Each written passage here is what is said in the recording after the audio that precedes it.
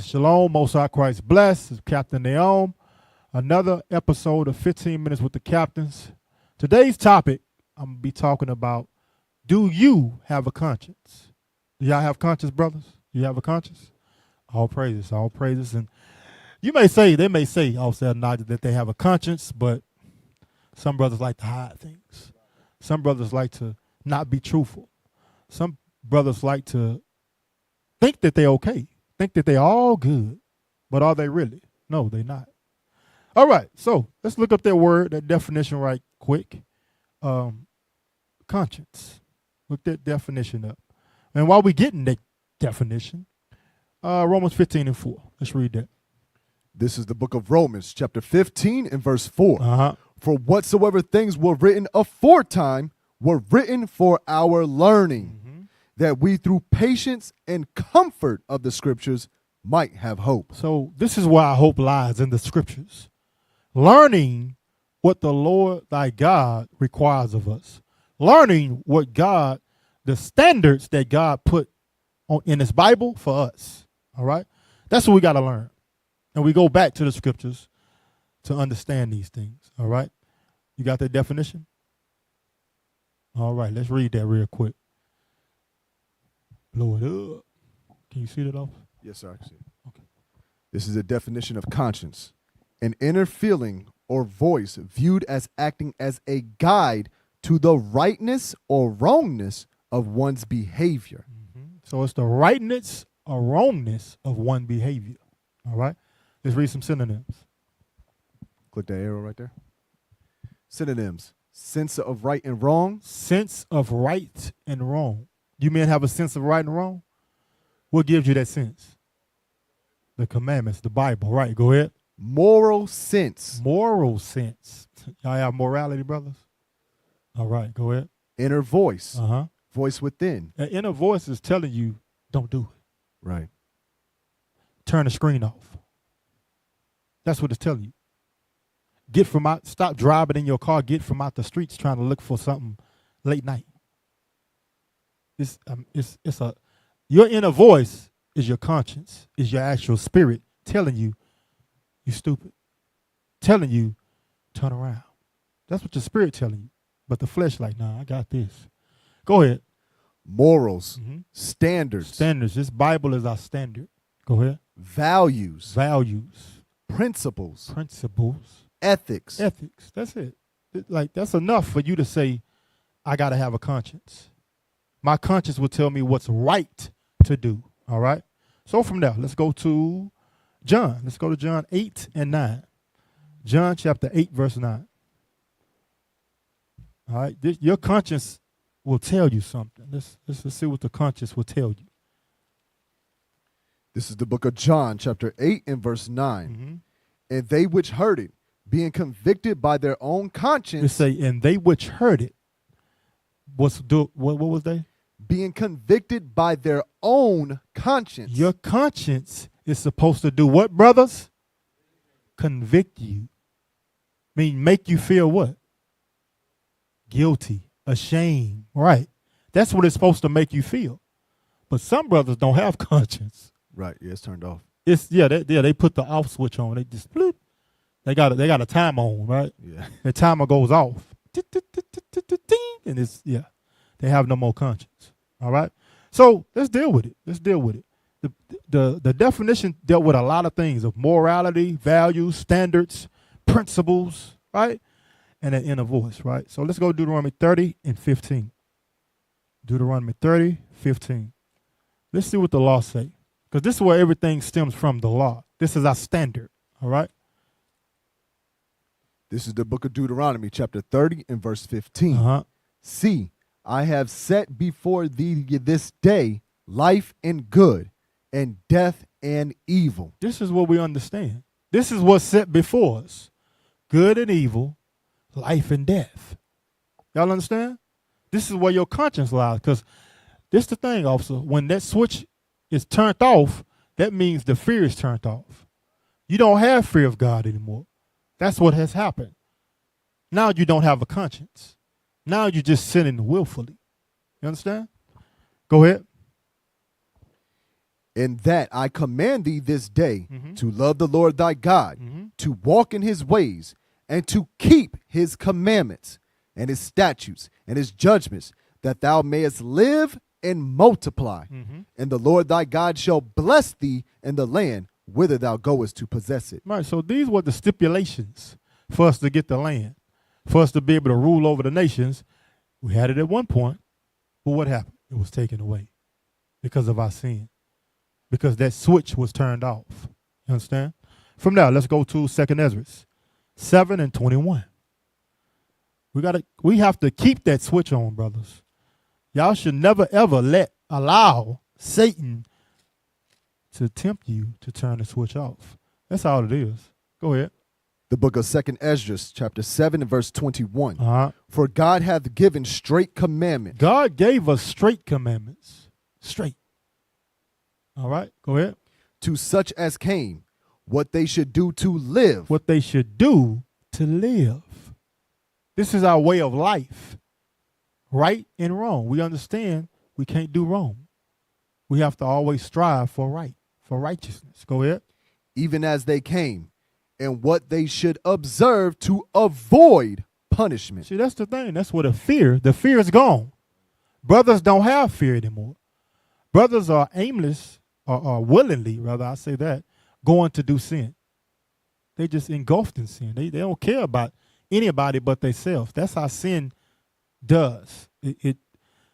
You're not thinking straight, neither do you care about anybody else. Who you harm, who you hurt. Go ahead. Nevertheless, they were not obedient unto him, Mm-hmm. but spake against him, Mm-hmm. and imagined vain things. That's what we do. We imagine vain things. That's why we go in all manner of sin, wickedness, evil, because we imagine these things. All these things start in the mind. Go ahead. And deceived themselves. And do what? And deceived themselves. You men and women, you deceive yourself. You think that you can handle the trials, the lust yourself, but you can't handle it yourself. You need brothers and sisters around you to help you. You have to be able to identify this. A person don't know they sick because you have brothers that's alcoholics, brothers that's dealing with all manners of evil, and they are not aware of it. Go ahead. And deceived themselves by their wicked deeds. By their wicked deeds, their actions. Go ahead. And said of the Most High that he is not, and knew not his ways. Mm-hmm. But his law have they despised, and denied his covenants. Mm-hmm. And his statutes have they not been faithful, Mm-hmm. and have not performed his works. That's what's going on. Your conscience should condemn you to follow the commandments. But brothers don't see that. Brothers are in a daze. They're in a trance when it comes to their lust. All right? Let's go to Romans 7:7. Because it's adultery, it's porn, it's prostitution, it's smoking weed, it's all manner of evil that's going on in brothers' head. You can post some of those pictures up as well. Let's read that Romans 7:7. The book of Romans, chapter 7 and verse 7. Uh-huh. What shall we say then? Is the law sin? Is the law sin? No. Go ahead. God forbid. Uh-huh. Nay, I had not known sin but by the law. Mm-hmm. For I had not known lust, except the law had said, thou shalt not covet. The law said thou shalt not covet. The law says don't desire what's not yours. Right? But we do. Because of what? The flesh. Because of what? This world. This world has put the spirit on us to not have a conscience.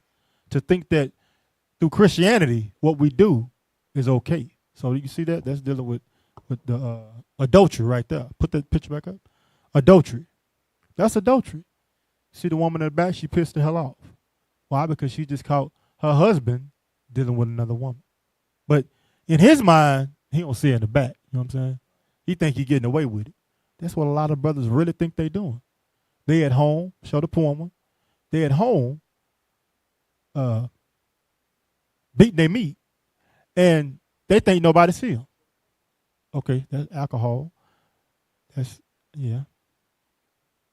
There you go. That's like Northern Kingdom, but just imagine Judah too. It's all in one. It ain't nothing different. All right. So keep going, keep reading. Verse 8. Uh-huh. But sin, taking occasion by the commandment. It say, but sin, taking occasion by the commandment. Sin will always be there, brothers.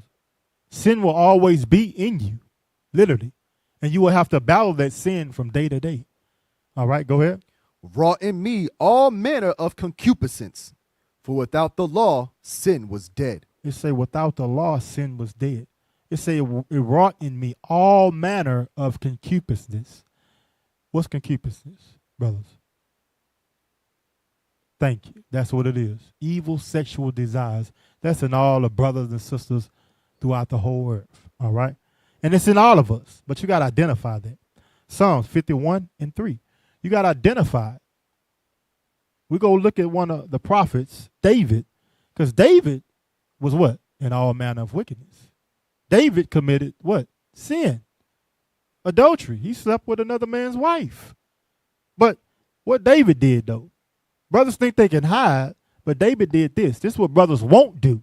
Read. The book of Psalms, chapter 51 and verse 1. Uh-huh. To the chief musician, a psalm of David. 51 verse 3. Verse 3. Yeah. For I acknowledge my transgressions. For I what? I acknowledge my transgressions. David acknowledged his transgression. Brothers like to hide their transgressions. They like to hide their sin, thinking that, oh, if nobody knows, I'm getting away with it. But that's where your conscience come in play. Because you should feel uncomfortable not having some morality about you. Not having some, let me get some of these synonyms back.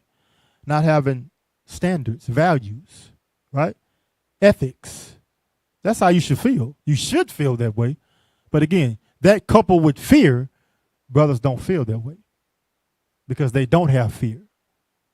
In that time of your lust, you forgot about God. You forgot about all the brothers around you. That's how brothers could be at their job and be in the restroom going ham. And then get caught. Can you just picture that? We ain't got that picture, but just picture it in your mind. That's crazy, right? Because they're lost. They engulfed in their sin. All right? Where we at? Yeah, yes, sir. For I acknowledge my transgressions, Uh-huh. and my sin is ever before me. He understands his sin is ever before him. He know he has to get what? Judged for that. That's what brothers forget. It will be a judgment for you not having a conscience of your sin. It's a judgment for it, brothers. But brothers forget that. Brothers don't. You're not thinking about the judgment. We just read that in Sirach. 2nd Ezra. But now, let's get Sirach. Sirach 23:17. Because brothers want to hide and lie about what's going on in their mind, in their life, in their day-to-day. Brothers are having trouble at home with their wife, and then they going out to deal with another side piece, right? That's what they're doing. And do you think they're sharing that with somebody? No. They think they can hide it. Their conscience should condemn them. Brothers can do it over and over and over and have no remorse in their mind to say, damn, I'm cheating on my wife, my children. Like, I don't care about nobody. Because don't you think the children will be affected by the father or the mother, either one? Because now, you got to put her away. She defiled. But the point is, that will affect everybody. You understand? Because even with that, you still got to take care of his children. It's a trickle-down effect of chaos. All right? Yeah, read that. The book of Sirach, chapter 23 and verse 17. Uh-huh. All bread is sweet to a whoremonger. All bread is what? All bread is sweet to a whoremonger. Whoremongers love many women. That's what it's talking about. Many women. All shapes, sizes, and complexions. All right, go ahead. He will not leave off till he die. He have to die to stop being a whoremonger. That's crazy. He have no conscience. That's what I'm showing you. He's going to continue to commit sin. All right, go ahead. A man that breaketh wedlock, saying thus in his heart, who seeth me? We talked about the adultery person, right? Adultery brother, right? David, he confessed it. He got checked too, right? Who he got checked by, brothers? But thank you, Nathan. But the Most High too, yes. But he got checked by him, right? Because that's our job. But you have to come to us to help us, for us to help you, okay? And we're going to get to that real quick. But go ahead. I am compassed about with darkness. The walls cover me, and nobody seeth me. That's the mindset of a Negro. A mindset of someone that's engulfed in sin, that does not care about anything. Go ahead. What need I to fear? I don't need to fear nobody. But you forget the Most High sees everything. You know you have an angel assigned to you. You know he watching everything you're doing. You got to report that up, right? Just like here in the body, right? Same thing. Go ahead. The Most High will not remember my sins. That's what we think. That's what you think because nobody see you. Go ahead. Such a man only feareth the eyes of men. You fear the eyes of man. That's crazy as hell. When you should fear who? God. Because he's the one that's able to kill you. He's the one that's able to give you gonorrhea, blue waffle, any type of disease, right? And that's a sentence in itself that you live in here on earth. Outside the other sentence you go get of eternal death, hellfire, right? Go ahead. And knoweth not that the eyes of the Lord are 10,000 times brighter than the sun. All this you don't consider because what? You're consumed in your lust. You have no conscience of what you're doing. All right? You're dead. Literally, you're dead. You need to be jump started. You know, they got the booster cables, right? I know they're not called that. What they call? Okay, y'all was talking about in a doctor, though? Yeah. If you use them, you're going to be hurt. But anyway, all praise, yeah. Defibrillator, right? We got to bring you back to life. That's what we're trying to do now, bring you back to life, all right? Go to Psalms 52. You want me to finish this one? Yeah, sorry. Beholding all the ways of men and considering the most secret parts. Mm-hmm. That's what God, he considers the secret parts. He knows your secret parts. He understands what you're doing in a room alone. He understands you out there at 12 o'clock at night riding in your car on the strip. He understands what you're doing. He understands you at home turning up, getting drunk, or going to the club, getting drunk. He understands you at home beating your wife. He understands these things because he see it. Again, man only fear the eyes of man. You come here and, I'm holy, I'm righteous. Power of his might. Okay. No, stop being fake, brothers. Be real with yourself. That's the only way you're able to get help, is being real with yourself. All right? Now, go to Psalms 52. 52 and 2. The book of Psalms, chapter 52 and verse 2. Mm-hmm. Thy tongue deviseth mischiefs. Thy tongue deviseth mischief. Go ahead. Like a sharp razor, working deceitfully. That's you, brothers. Because our job is to what? Deal with these brothers. It's to ask questions. Ask them questions that brothers don't like answering. They don't like answering those questions. But we have to ask these questions. When brothers lie, they be deceitful. They think they're helping themselves, but they're hindering themselves. Because we all sick, brothers. Just like you go to the doctors for your ailments, this is the hospital right here. All right, go ahead. Thou lovest evil more than good. You love staying in the midst of your sin. That's what's going on. You don't want to do good. You don't want to repent. You don't want to get your life right. You love sin. Go ahead. And lying rather than to speak righteousness, Selah. Mm-hmm. Thou lovest all devouring words, O thou deceitful tongue. Right. Brothers don't want to be honest. Brothers want to lie, say we good, I got it. Nothing's going on in my life. My life is gravy. I'm living in heaven right now. But you're really not. All right. So, right. 32:17. 32:17. This is what brothers like to do. When those questions are asked, they lie about it and they give excuses. Go ahead. The book of Sirach, chapter 32 and verse 17. Mm-hmm.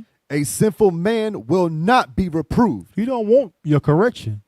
He don't want the physician, which we forget, to help him because he's dead in sin right now. That's what Paul said. Don't be dead in sin. Acknowledge your sin. David acknowledged his sin. He went through his judgment. Go ahead. But findeth an excuse according to his will. That's what men do. They find excuse. That's what sinners do. They find excuse. They don't want to face the reality that they have a problem. That's your first signs of repenting. It's saying, I have a problem and I have to fix it. All right, go ahead. No, go to Sirach 3 and 26. Sirach 3 and 26. Hey, I put my time on. Sirach 3 and 26. The book of Sirach, chapter 3 and verse 26. Uh-huh. A stubborn heart shall fare evil at the last. The stubborn heart. That what we bringing out with brothers' conscience, brothers are stubborn. Yeah. Brothers are stubborn. Left. Brothers are stubborn. And they don't want to what? Be real. They don't want to be real with themselves. Go ahead. And he that loveth danger shall perish therein. They love danger. You love playing with Russian roulette. That's what brothers love doing. That's what you're doing. Because you don't have a conscience that the Most High can kill you. All right, go ahead. An obstinate heart shall be laden with sorrows, and the wicked man shall heap sin upon sin. You're adding sin to sin. We asking them what's going on, trying to help heal you. No, I'm good. Ain't nothing going on. My life is gravy.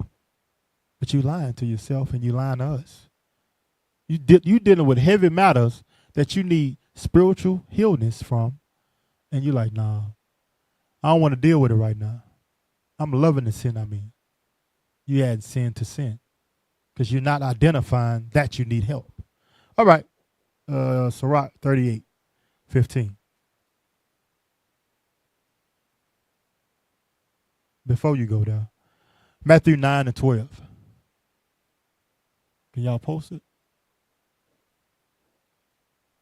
Matthew 9 and 12 real quick.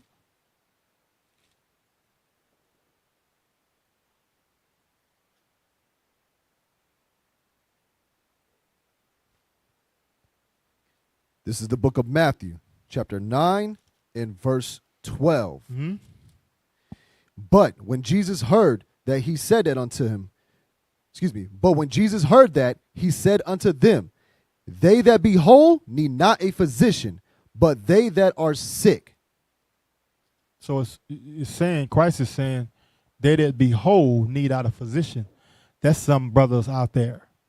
That's some brothers out throughout the body that think, I don't need no help. I'm all good. You the one need help, brother. But no, you are actually the one that need help. You're sick. All right, now go to Sirach. The book of Sirach, chapter 38 and verse 15. Yes, sir. He that sinneth before his maker, let him fall into the hand of the physician. You sin before God, you need to come and be healed from who? The physician. We're the physician. All right? The leaders are the physician. Okay, thank you. All right. All right, let's go there. Wisdom of Solomon 16 and 12.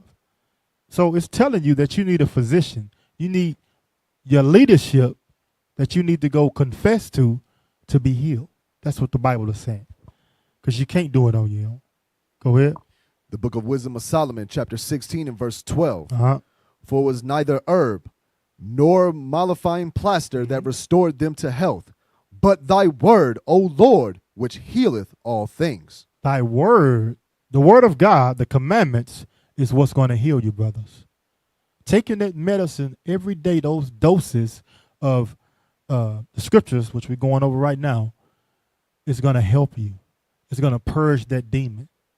Bishop just posted something a while back talking about meditation.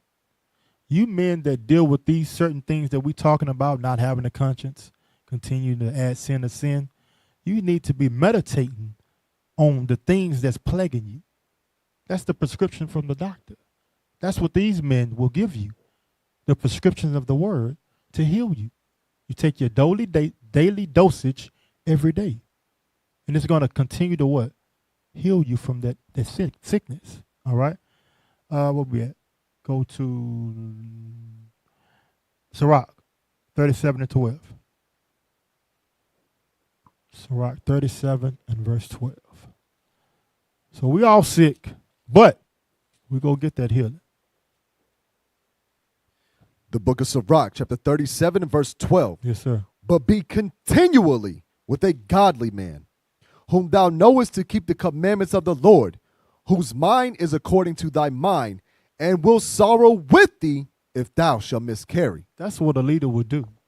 He will see that you're going through it because what you've done. You've let him know that you have issues. You let him know that you're in all manner of sin and you won't help. That's it. And we forget that. You have to be around your brothers to get the medicine that you need. You can't be at home. That's what a lot of brothers do as well. That's why you see when brothers fall back and you don't see them for a month or a couple of weeks or whatever the case may be, there's something going on with that brother. Something going on with him because the devil has taken hold of him. He don't have a conscience anymore. He's just in all manner of sin. All right, let's go to Romans 6 and 12. Romans 6 and 12. Let's read that real quick. The book of Romans, chapter 6 and verse 12. Uh-huh. Let not sin reign, therefore, in your mortal body. Let not what? Let not sin reign, therefore, in your mortal body. You can't let sin be ruled over you. Sin is directing you. Who's supposed to be directing your path? Christ. But you're allowing sin, Satan, this flesh, to direct you, to stay in sin, to continue to cheat on your wife, to continue to be a whoremonger, to continue to steal, to continue to be a drunkard. All these things is within you that you have to get healing for. Go ahead. That ye should obey it in the lust thereof. Mm-hmm. Neither yield ye your members as instruments of unrighteousness unto sin. You shouldn't be yielding your members to unrighteousness. You're destroying what God gave you. This temple that we're in right now, it's on loaner. This is not ours. This is God's temple that we're supposed to keep holy. But brothers, they no fear. They don't care. All right? Keep going. But yield yourselves unto God Uh-huh. as those that are alive from the dead, Mm-hmm. and your members as instruments of righteousness. Your member's supposed to be instrument of righteousness. You're supposed to be coming here to get built up with what? The word. The word will protect you and arm you from all the wiles and evil of Satan. Because Satan got your rap sheet. He understands what you love and what you like. He knows this. But you have no conscience to understand that he has it, that he knows your rap sheet. He knows what things that tempt you, all right? Your appetite, which we finna get that real soon. Well, no, we ain't gonna get it because time running out. So let's get, I won't. Let's go back to Psalms 51. Psalms 51 and verse 2. We'll see how David handled it, all right? How you men have to handle not having a conscience. You got to have a conscience. All right, let's read that. The book of Psalms, chapter 51 and verse 2. Mm-hmm. Wash me thoroughly from mine iniquity and cleanse me from my sin. That's what you men should be asking yourself. All you brothers and sisters should be asking yourself, wash me clean, Lord. Clean me from my sin. Go ahead. For I acknowledge my transgressions, and my sin is ever before me. That's the key thing. You have to acknowledge your sins.